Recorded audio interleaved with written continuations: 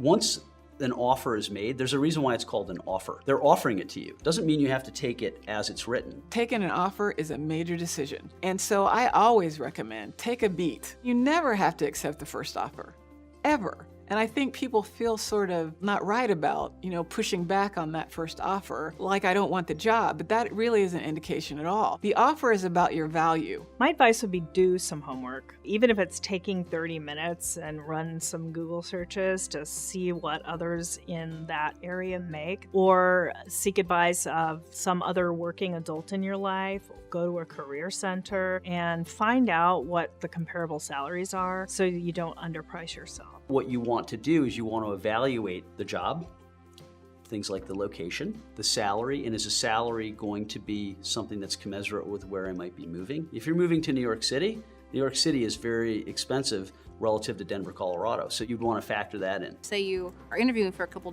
different jobs, and you can also use that leverage. This company is willing to give me this. Are you willing to match that?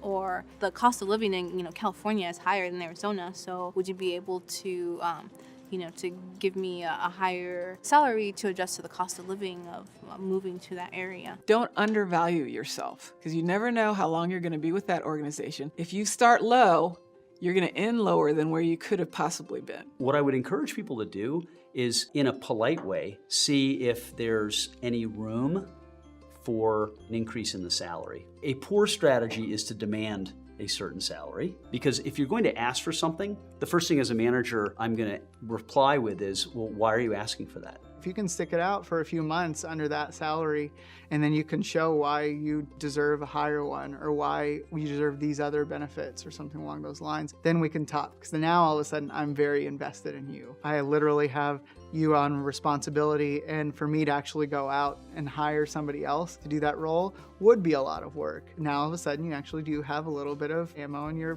back pocket to work with.